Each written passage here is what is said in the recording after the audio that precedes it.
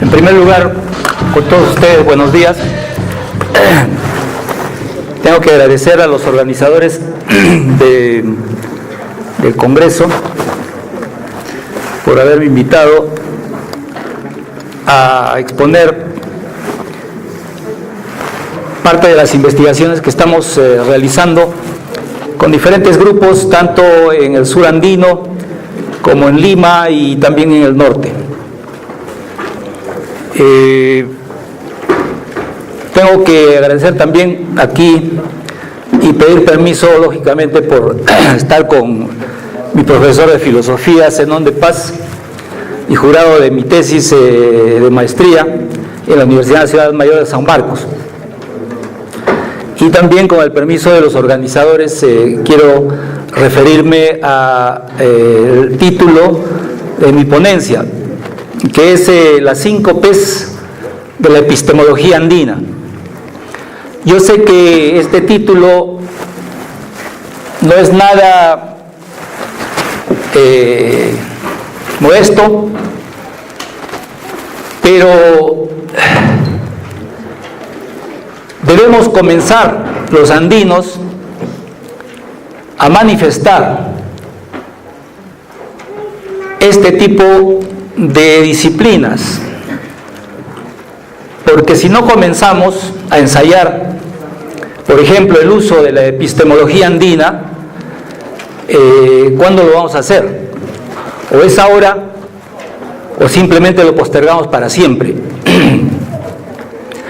Yo sé que es muy ampuloso hablar de epistemología andina hoy, por lo que he estudiado, por lo que he aprendido de lo que es la epistemología, pero vamos a hacer el intento, vamos a hacer la prueba, y si no nos caemos, yo les voy a pedir a todos ustedes que estudian filosofía, a mis profesores igualmente, que sigamos la huella, que retomemos el camino. Y digo retomemos el camino porque hace más o menos 15.000 años, según algunos arqueólogos y estudiosos como Poznański, 15.000 años que tiene nuestra cultura andina, o replegándonos un poco a los 5.000 años que reclama Ruth Shadi para Caral, con todas las características particulares que tiene esta cultura, nuestra cultura de Caral, de otras culturas de todo el mundo. Pues vamos a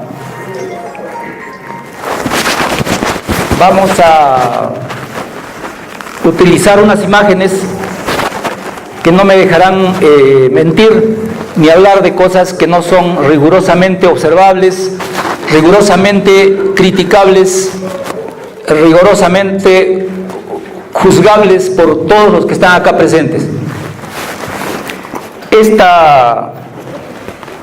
Estas imágenes que van a ver ustedes son imágenes satelitales tomadas de Google Earth,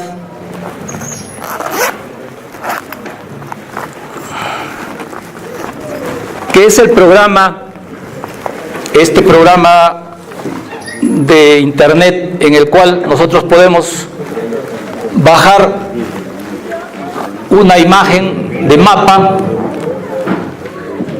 de cualquier parte del mundo y la podemos aproximar o alejar.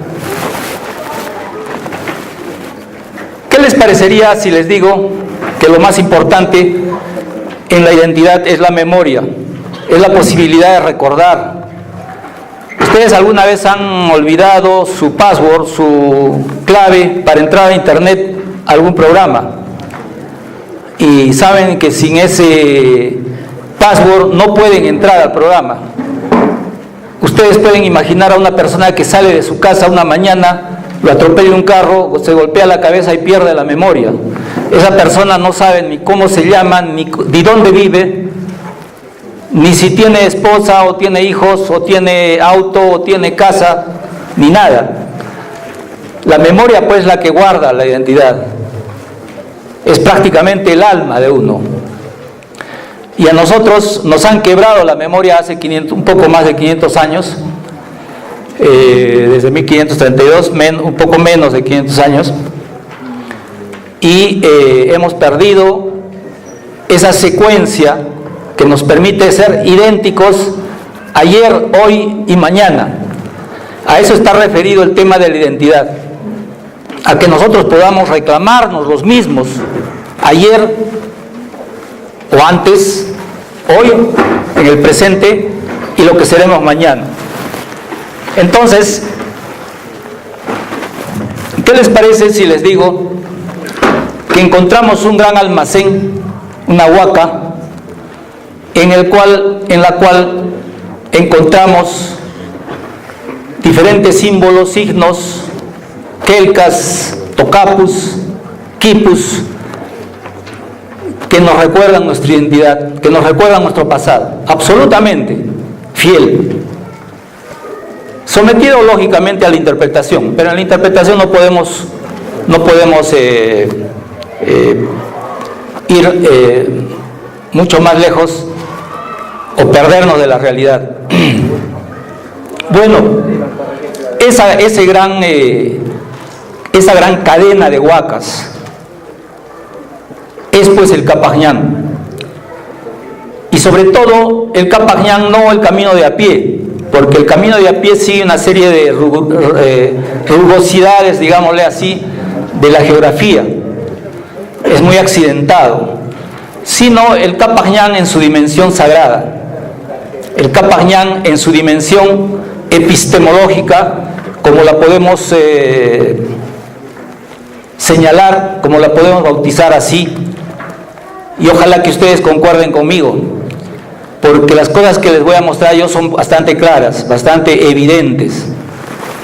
Ese es un dibujo, lo que están viendo acá es un dibujo, con Cajamarca en la parte más norte y Potosí en la parte más sureste. Bueno, si nosotros trazamos una línea por estos puntos de latitud y longitud, Huánuco Pampa debe estar por acá, Cusco, Pucara, Tiahuanaco, Oruro, Potosí. Resulta de que esa línea recta va a pasar por puntos señalados con latitud y longitud, que son muy precisos. Ustedes pueden hacer el ejercicio y pueden obtener también lo mismo. Lógicamente que hay una curvatura de la superficie de la Tierra que tienen que tener en cuenta al tomar esta recta. Pero nosotros vamos a tener ahora, la siguiente por favor, vamos a tener aquí una imagen satelital que va de Cusco a Oruro, porque es un sector más pequeño y todavía la recta se puede dibujar, la anterior por favor, la recta se puede dibujar con mayor precisión. Entonces tenemos Cusco con latitud y longitud señalados en esta imagen satelital del Google Earth. Rachi, donde está el templo de Viracocha, Pucara más abajo, más al sur este, Amantaní en pleno lago Titicaca, Tiahuanaco en Bolivia ya, a pocos kilómetros del lago Titicaca, Oruro y más abajo está Potosí. Y hay otra recta que es la que baja por Carabuco, en cuya iglesia están estas hermosas láminas o pinturas que en vez de relatar las estaciones, las caídas de Cristo cargando la cruz, están dibujados diferentes pasajes de la vida de Tunupa Huiracocha, el fundador de este proyecto histórico del cual estoy hablando. Carabuco, Tiahuanaco, Tunupa. Acá está el sello de Google Earth. Y esta imagen la pueden ustedes obtener cada vez más precisa, o sea, cada tiempo que pasa mucho más preciso. Bueno, les decía que este es un rosario, un conjunto de huacas. ¿Y qué hay en estas huacas? Fundamentalmente, nosotros nos hemos fijado en instrumentos que nos han podido dejar nuestros antepasados para que nosotros interpretemos y sigamos exactamente por una ruta, por un método, porque el Capajñán, que nosotros traducimos como camino de los justos, no solamente es un camino de a pie, como vuelvo a repetir, es un camino de sabiduría, es una escuela andina de reproducción de nuestra cultura y de nuestra civilización. El fundador es el personaje de los dos cetros, que está acá en Tiahuanacu, donde se cruzan estas dos líneas en la forma del personaje de los dos cetros, que ya muchos investigadores y arqueólogos han definido como un personaje que está iconográficamente retratado en todas o casi todas las culturas andinas y amazónicas. Bueno, las distancias que hay entre Cosco, Pucara, entre Pucara, Tiahuanacu, Oruro y Potosí son 235 kilómetros. Entonces, las preguntas que se desprenden de aquí es quién hizo esta maravilla geodésica. Además de otra pregunta que dice, ¿hay en el mundo otra maravilla geodésica como esta? Y si la hay, busquémoslas y estudiémoslas, ¿no? Porque si se va a parecer mucho a esta maravilla, a este alineamiento geodésico, entonces tenemos un mismo mensaje, tenemos un mismo contenido. Como ustedes saben, en todas las culturas lo más importante es el método filosófico, el método epistemológico, el método nociológico de las culturas. Y método también es camino, es llegar de un punto a otro punto.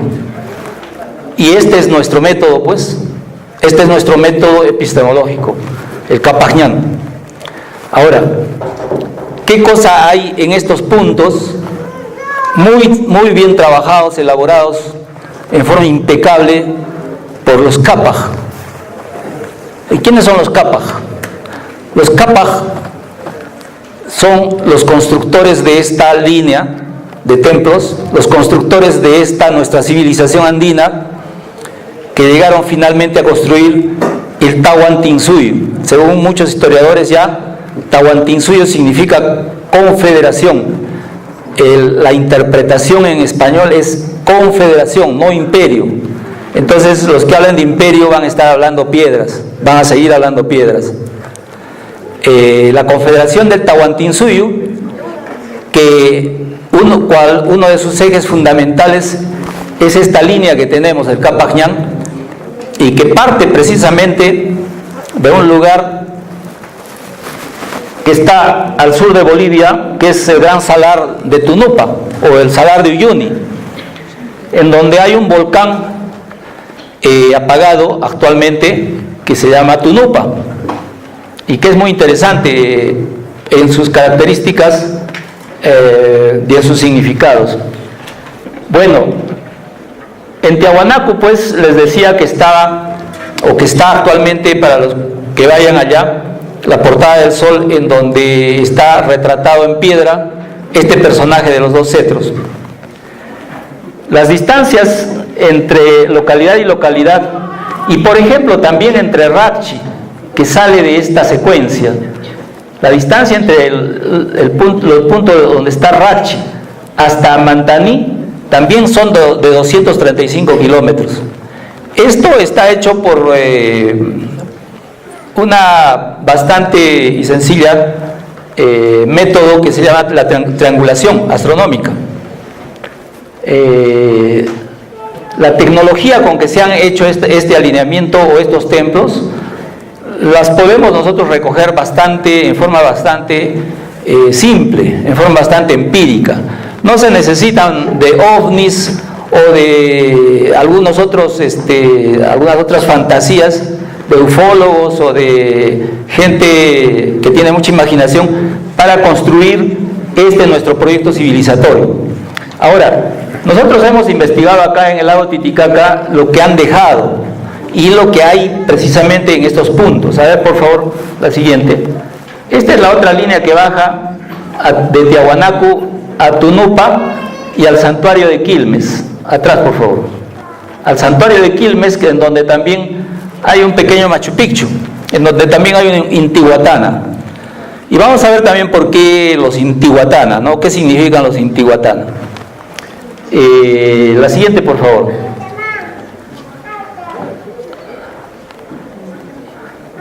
Una de las primeras visiones que tuvimos de estas dos líneas fue una leyenda mítica que recoge Luis Valcárcel, que habla de dos seres que recorren los tres mundos. Comienzan por el de adentro, pasan por el de aquí, siguen por el de arriba. Uno es Yacumama y el otro Sachamama. Ambos están representados por dos grandes sierpes o culebras. Los tres mundos se hallan pues unidos por estas dos sierpes míticas, dioses del agua y la fecundidad.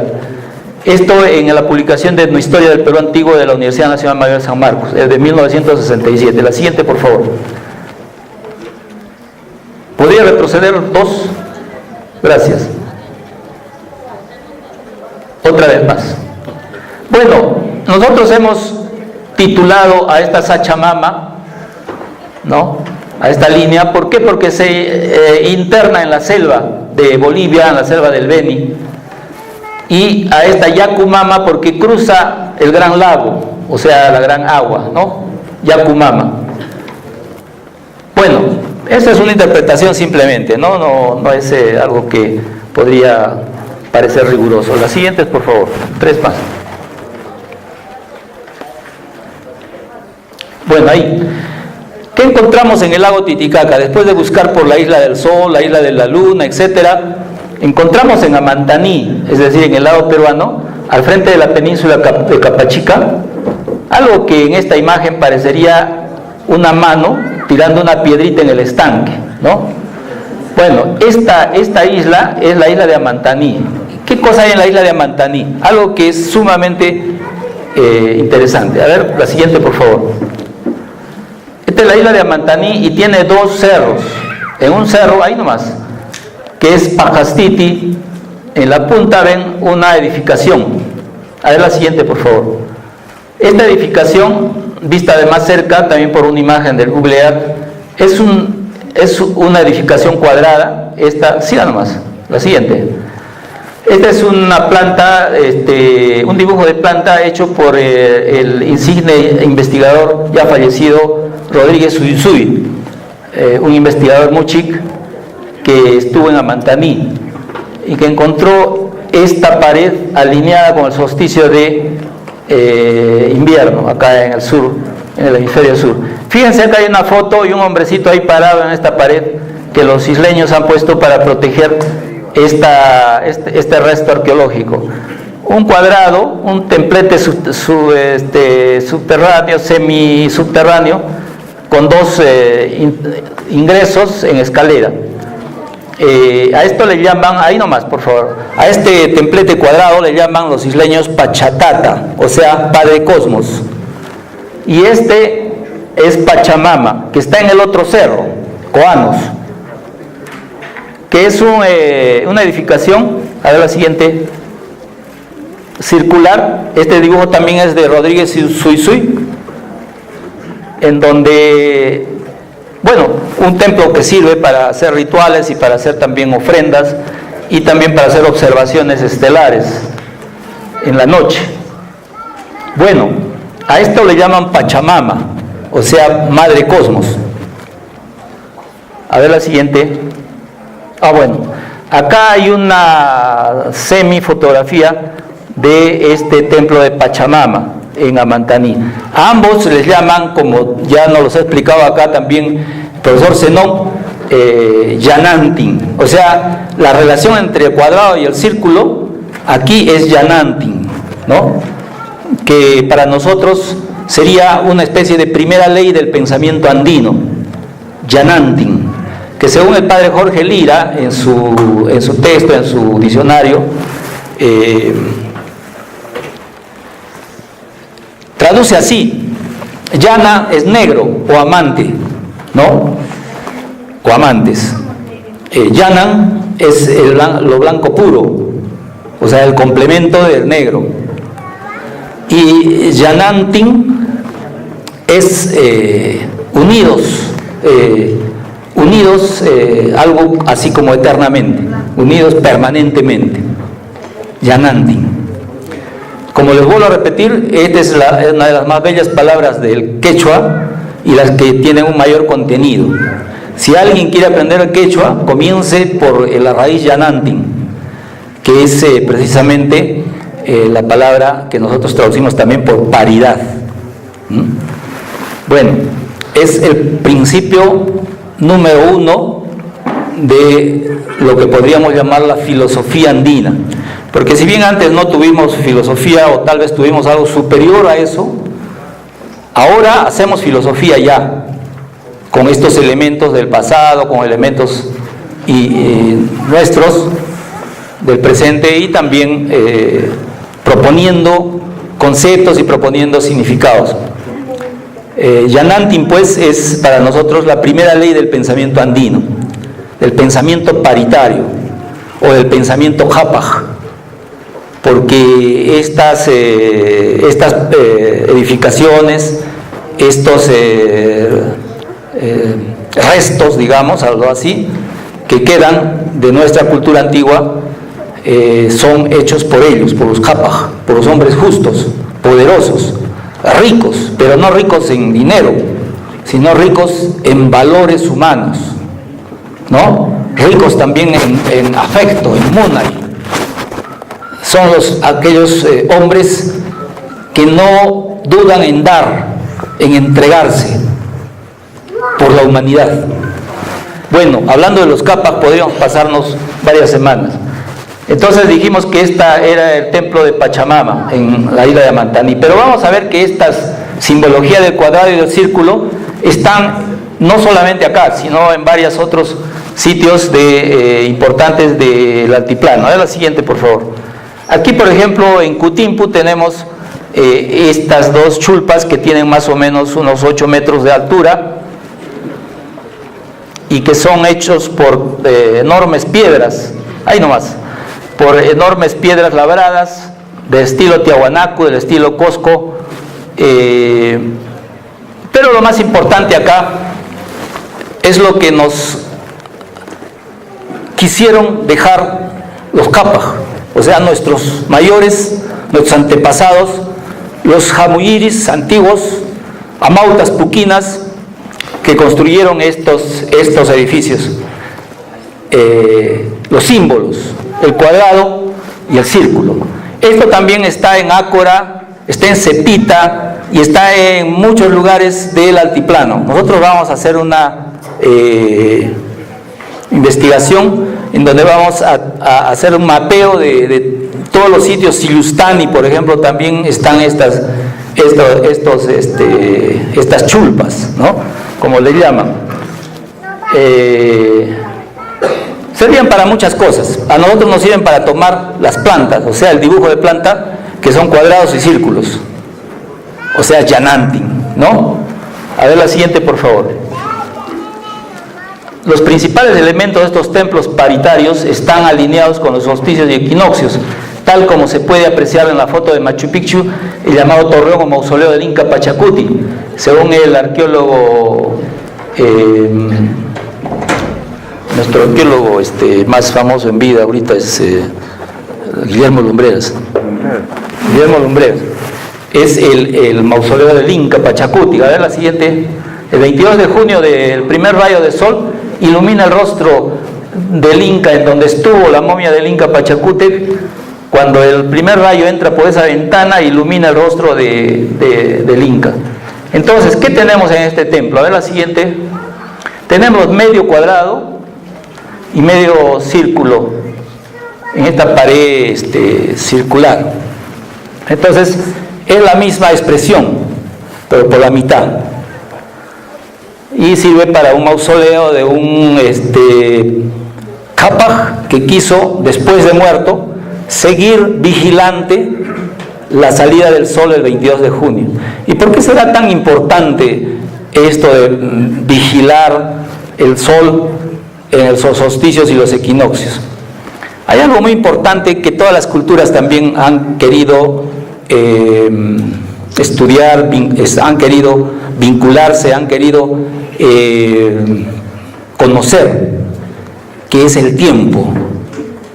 Y el tiempo lo forma, le da forma los solsticios y los equinoccios. Es decir, el ángulo en que está la Tierra, el ángulo del eje de la Tierra, ¿no? El ángulo en que está inclinada la Tierra, en un eje inclinado y que rota alrededor del Sol. Eso es lo que nos da a nosotros las características del tiempo. Imagínense si no tuviéramos primaveras o no tuviéramos inviernos. ¿Podríamos tener tiempo? ¿Podríamos sembrar? ¿Podríamos tener cultura sin estaciones? Bueno, esas son preguntas que hay que responderse uno mismo. A ver la siguiente, por favor. La siguiente. El siguiente es un ejercicio geométrico en donde se usa el cuadrado y el círculo y la diagonal para obtención simple de la cruz Tiahuanaco. Es un antiguo juego de niños que en el pueblo puquina del Perú se conoce como la firma del diablo. No sé si acá conozcan ese jueguito en donde con un lápiz en un papel tienen que hacer un cuadrado, las dos diagonales y un círculo que lo encierra. No conocen. Ya, ese juego es un juego que nos dejaron los amautas a los niños para que no nos olvidemos de la forma de construir la cruz cuadrada, que se le ha vulgarizado como chacana y que felizmente el grupo que lo utiliza o que lo vulgarizó o que lo profanó ya dejó de existir. Entonces no vamos a hablar más de ese grupo. A ver, vamos a comenzar este ejercicio geométrico. A ver, reinicie ese punto, por favor. El cuadrado y el círculo están aquí. Ahora vamos a utilizar diagonales y círculos que los circunscriban, y cuadrados también. A la siguiente. Dos diagonales que nos intersectan los aristas del cuadrado original, un círculo que encierra toda la figura. Las siguientes, por favor. Paralelas a partir del cuadrado original, cerramos estos bracitos y tenemos la cruz de Tiahuanaco, que en el pueblo puquina se llama Tahuapaca, o sea, literalmente cruz escondida, cruz secreta, cruz misteriosa, paca. Y lo más importante, es el único elemento que relaciona ambas figuras, cuadrada y circular. Ambas figuras tienen un elemento común, que es esa línea amarilla que está en la parte de abajo, y que vamos a ver para qué sirve. A ver la siguiente. Bueno, acá este es un montaje artístico de la cruz cuadrada, de una estela del Amaro Runa, o sea, de la serpiente de dos cabezas, con las alas del cóndor y las garras del jaguar, ¿no? Del torongo. Bueno, otra vez la leyenda de la que recogimos estas especulaciones, pero que son propuestas, ¿no? Para hablar sobre la posible epistemología o ciencia de nuestros antepasados, que nosotros la estamos recordando, y que a través de estos intentos estamos haciendo pruebas para poder seguir con nuestra historia. ¿Por qué no seguir con nuestra historia? ¿Por qué no continuar el camino del Capac Ñan? ¿Por qué no continuar esta construcción maravillosa que hemos visto ahí en esta fotografía satelital, fotografía del Capac Ñan? ¿Por qué nosotros no convertirnos en modernos Capac, que sigan construyendo esta ciencia de los Capac, esta filosofía nuestra? A ver la siguiente, por favor. Aquí tienen ustedes un dibujo de las 4 estaciones en las que está dividido el año solar en la Tierra: invierno, verano, primavera y otoño, ¿no? Es decir, y allí está mal dibujado porque el Sol debería estar más cerca de un lado, es decir, la órbita de la Tierra no es así exacta, ¿no? Es elíptica. pero el verano y el invierno no se dan por el paralelo y el otro se llama afelio, ¿no? No se da por eso, se da porque la Tierra, al estar inclinada, por ejemplo, en la parte de allá de la izquierda, el hemisferio norte le está haciendo el quite al Sol y el hemisferio sur está más de cara al Sol. Entonces en el hemisferio sur es verano, o sea, los rayos solares le dan con más fuerza al hemisferio sur y lo contrario en el hemisferio norte. La viceversa la podemos ver en el otro lado, en el lado derecho, y las estaciones intermedias. Ahora la siguiente.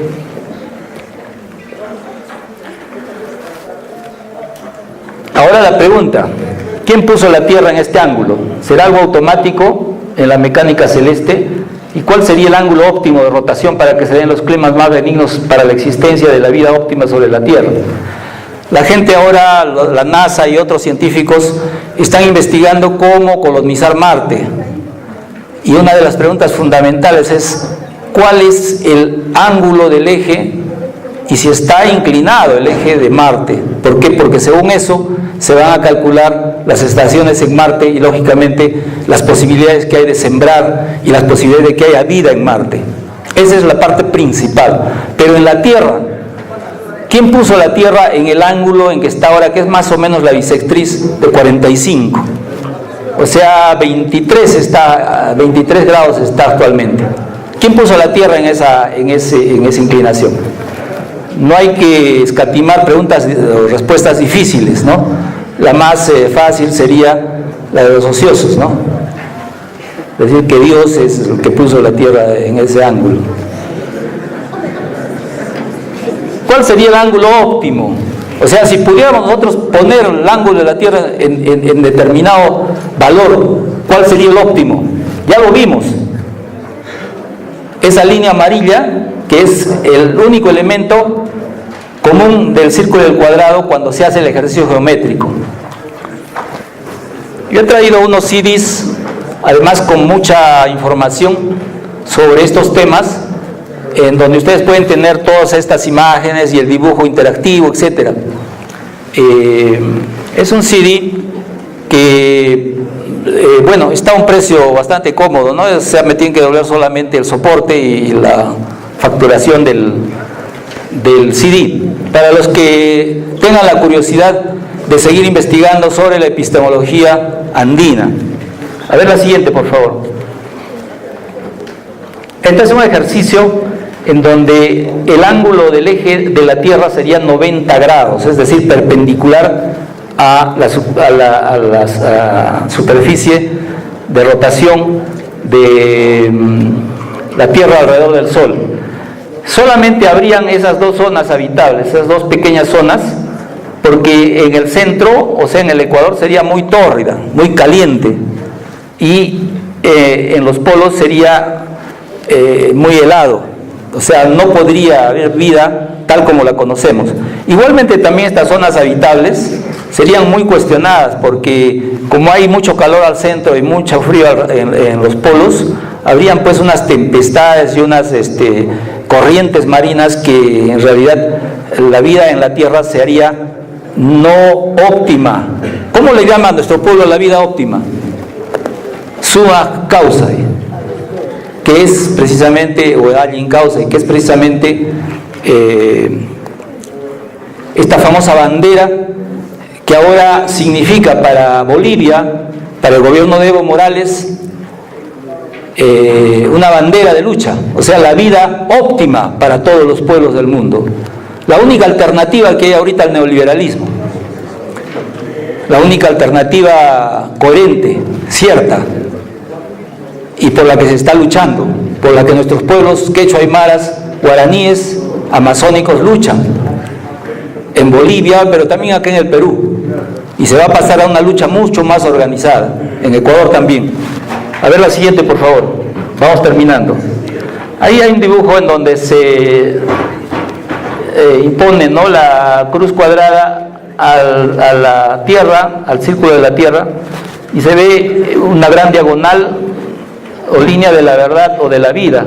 ¿Por qué? Porque diagonal en quechua se dice checalúa, o sea, línea de la verdad, o del centro. A ver la siguiente. Y ahí está esta línea blanca que baja de este vértice de arriba hacia abajo, y precisamente en quechua se le dice checalúa, ¿no? Doble línea. A ver la siguiente.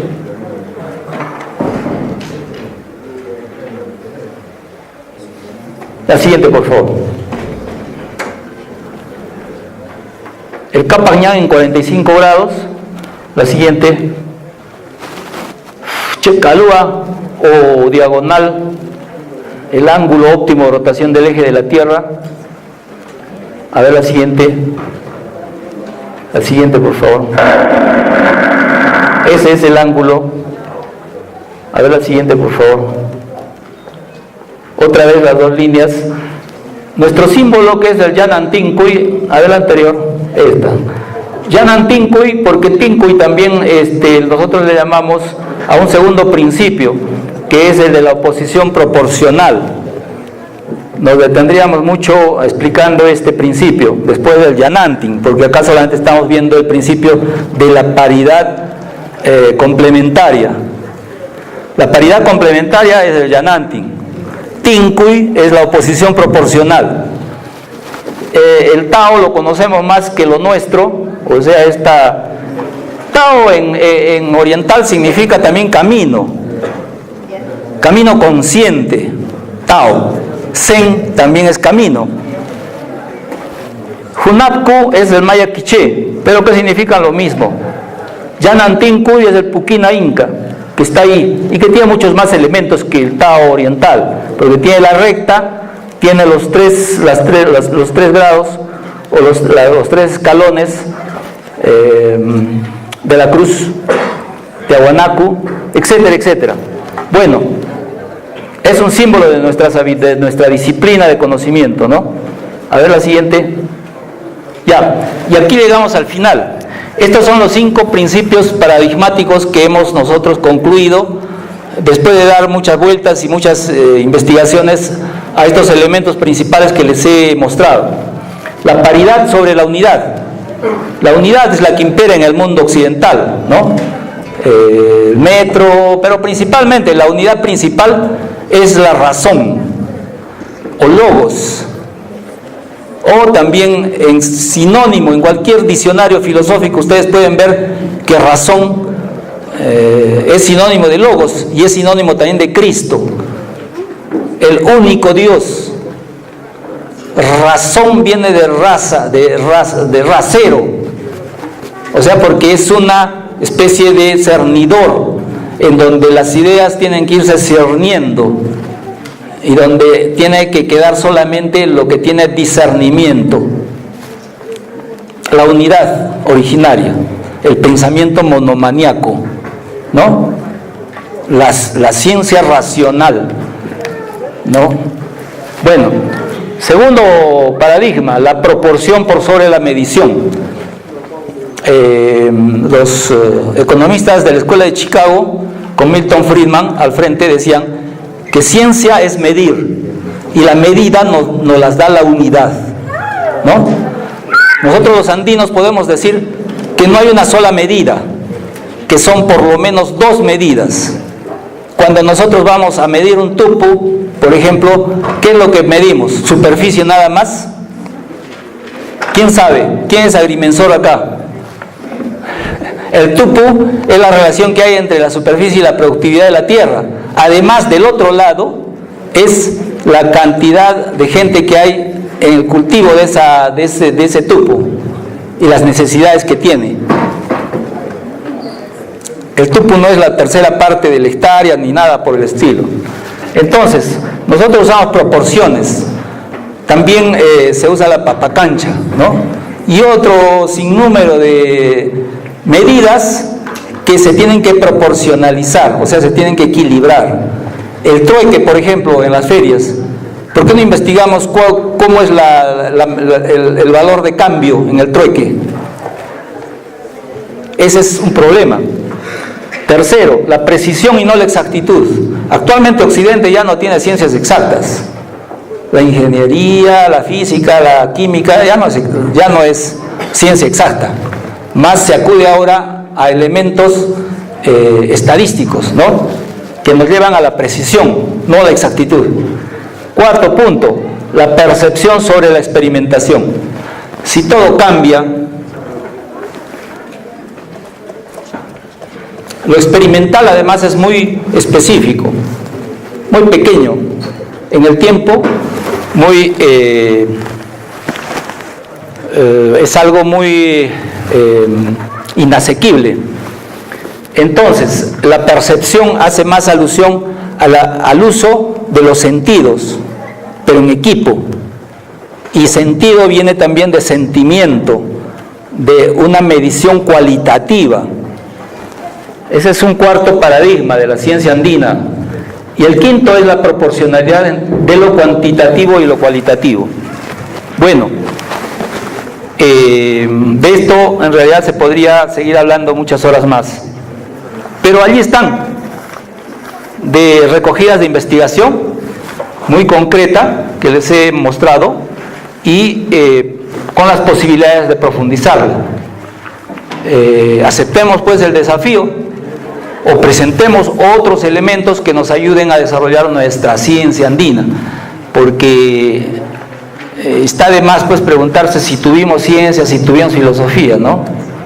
O sea, los conocimientos que nos han dejado sobre agronomía, sobre hidráulica, etcétera, etcétera, sobre germoplasma, nos dan la evidencia de ciencias nuestras andinas muy desarrolladas, muy avanzadas. Lo que nos falta es tener la teoría, tener el sistema de pensamiento, la estructura de pensamiento. Entonces vamos avanzando, sin dudar. Muchas gracias.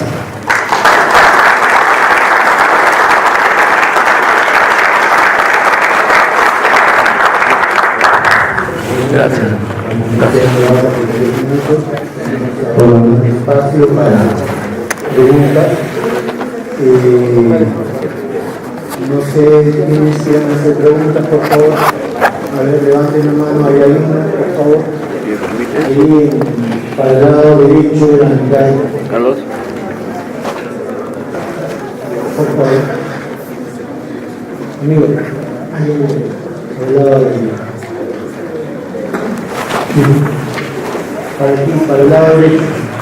Sí, se ubica.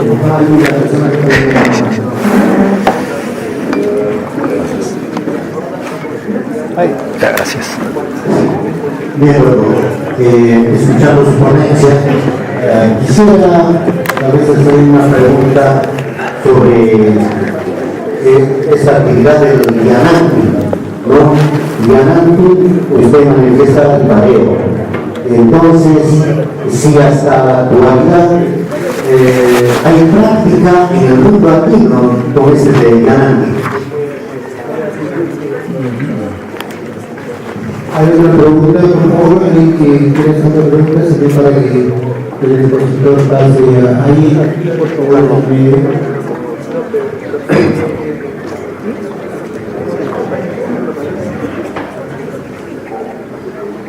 Buenos días, darle las gracias al ponente. Mi pregunta va acerca del primer ejemplo, ¿no?, sobre la variedad, sobre la unidad. Usted manifestaba que este principio de unidad se podía relacionar con el logos, que en el medioevo se lo relacionaba a Dios, ¿no? Pero eso a mí me parece que tiene un sesgo muy racional. Es decir, usted creo que en su investigación coloca los aspectos matemáticos, digamos, de sus averiguaciones sobre sus descubrimientos. Y pienso que en un camino, aparte de ese nivel racional elevado, como que usted nos ha mostrado, pienso que hay otro elemento, que es la afectividad. Es decir, esta ciencia, también se puede discutir si es ciencia o no, pero esa ciencia, en sentido general, ellos lo hacían de una manera contemplativa, ¿sí? En donde lo racional estaba presente, pero también lo emotivo, lo afectivo. Recordemos que ellos vivían en un mundo en donde la realidad externa era el enemigo, ¿sí? Y en el enemigo también vivían sus valores. Entonces, Pienso que la línea de la epistemología en línea, si bien es cierto, se puede tratar, se puede evidenciar en sus datos arqueológicos y sus estudios matemáticos y demás, pero pienso que también no debemos dejar de lado el ámbito afectivo, fisiológico, que a mi parecer es lo más importante porque es, al final de cuentas, lo que le da el sentido a la vida del hombre latino, ¿sí? No tanto lo técnico, sino lo afectivo. La última pregunta aquí en la mesa, el profesor Guilón quiere preguntar.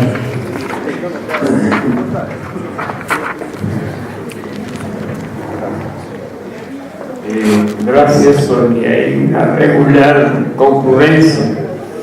Supongo que despierta interés lo que se hace en el Perú y deberíamos esperar un poco más incluso, despertar inquietudes. Mi pregunta va a ser tanto también directamente a lo que viene de hacerlo hace un momento con el proceso, ¿no? Es que estamos viendo que las investigaciones están girando a ciertos hallazgos, a ciertos monumentos, incluso a ciertos símbolos que podrían determinar el sentido de nuestra visión del mundo y el sentido de nuestras investigaciones. Como estamos observando, nos estamos reviviendo para poder entender nuestra realidad milenaria, ancestral y nuestra condición de ser actual. Se está enfocando en el horizonte del lenguaje. Y es un problema el que tengamos que inmersionarnos en esa dimensión y tratar de dilucidar lo que somos, lo que es posible conocer. Si de alguna manera sirve, por ejemplo, el planteamiento de Heidegger o de Wittgenstein, cuando hace una hermenéutica de la existencia en el horizonte del lenguaje, me parece que es significativo. Y como estamos viendo, me parece que el sonido aquí en el lado también está haciendo incidencia en ese aspecto. Entonces, mucho de lo que podamos descubrir, me parece que hay un entroncamiento y la búsqueda de una profundización en el horizonte del lenguaje, dentro de la etnolingüística o dentro de los que sería la semántica. ¿Cierto? Gracias.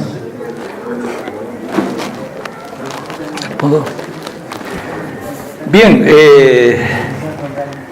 sobre Yanantin, yo he encontrado una palabra que no es similar, se llama masa o masachacuy, que es algo así como pareja, esposos, ¿no? ¿Cómo? A ver, los quechuistas y quechuólogos. Por una parte lo que es la reproducción y más, o entre dos, tres, y luego viene la progenie.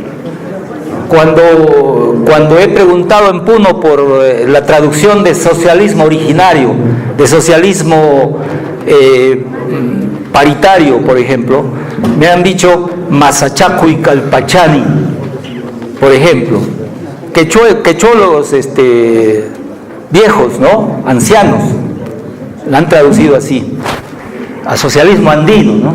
Masachaco y Calpachani, es decir, el socialismo de los pares. Bueno, lógicamente que el afecto tiene mucho que ver. Los dos principios que están ahí, el 4 y el 5, tienen que ver con el afecto. Los jamuyiris enseñan los tres ayintas tradicionales, ¿no?, del Cusco, pero en Uyuni, o en el pueblo puquina del sur andino, de las vertientes occidentales de los Andes, de donde vengo, de las comunidades puquinas, de las alturas de Moquegua, Tacna, emparentados mucho con los aymaras. Los jamuyiris antiguos hablan del Allin Uruay, del haz las cosas bien, pero para hacer bien al Allin Uruay tienes que pensar bien y sentir bien en equilibrio, o sea, Allin Yachay, Allin Uruay, en equilibrio hacemos bien las cosas. Esa es la enseñanza fundamental de la escuela andina, ¿no? Dado que este congreso es filosofía y educación. Alguien Uruguay dice, haz bien, lo que hagas, haces bien.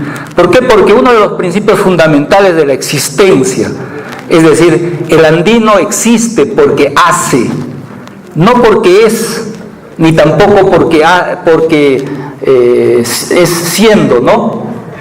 Muchos dicen de que la cultura andina no es el ser, sino es el siendo. Bueno, los profesores antiguos de la escuela andina dicen, existes porque haces. Haces sin H y con S. Hacer las cosas bien para nosotros es existir, no es ser, ni tampoco pensar, porque desde Parménides, ¿no? El ser es lo mismo que pensar. Y hasta el moderno, ¿no? El que inicia la modernidad, que es este filósofo francés René Descartes, dice, pienso, luego existo, ¿no? Nosotros tenemos que pensar, sentir en equilibrio para hacer las cosas, o sea, para existir. Fundamentalmente esos principios básicos de la, si quieren llamarlo así, filosofía andina, sabiduría andina, pensamiento andino. Alguien Uruguay, haz bien las cosas, pero para hacer bien las cosas tienes que pensar y sentir en equilibrio. Bueno, y finalmente, el lenguaje se expresa a través, o mejor dicho, el lenguaje expresa el pensar y el sentir, ¿no? Yo respeto mucho a la escuela nominalista, ¿no? En la filosofía, Wittgenstein, ¿no? El mismo Ockham, pero nuestro lenguaje andino es hacer, no es mover la lengua, ni tampoco mover los dedos para escribir con un grafito o dejar símbolos. Mejor es dejar hechos, y eso es lo que hay en el Capañán. Son construcciones, son símbolos hechos en piedra, por ejemplo. Esas facturas, esas manualidades, les cuento lo que decía un jamuyiri antiguo: tus manos saben más de lo que sabe tu cerebro. Decía Javier, desconfía de tu cerebro, confía más en tus manos. Tus manos saben más que lo que sabe tu cerebro, más que lo que sabe tu corazón. ¿Dónde está esa sabiduría de las manos? Yo he rastreado dónde estaría y he encontrado un término griego que es frónesis. Frónesis ha quedado finalmente como prudencia. Prudencia es el cuidado que tengamos que tener en lo que hacemos, ¿no? Es la prudencia, o en lo que decimos, o en lo que sentimos. Pero, ¿qué queda de esa palabra frónesis? ¿Qué era frónesis para los griegos? Algún filólogo, algún lingüista nos los podría explicar, porque es la palabra que yo más he encontrado para explicarme eso de que tus manos saben más de lo que sabe tu cerebro, tu corazón. Hay cosas que se saben hacer, que no tienen teoría, que no tienen afecto, que no tienen sentimiento. ¿Saben cómo se llama eso? Manía, de mano. La maña vale más que la fuerza. Todo tiene su maña, decía mi padre. Igualmente, los jamoyeros lo repiten, todo tiene su maña, o sea, su manera de hacer. ¿Y qué significa manía para los griegos? ¿Saben qué significa? Locura. Cada dios griego tenía su maña, su locura. Eso es muy interesante de la cultura griega y de los orígenes de la filosofía que nos enseñan en las universidades.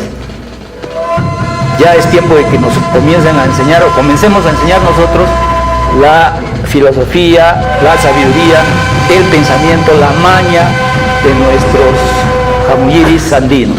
Gracias.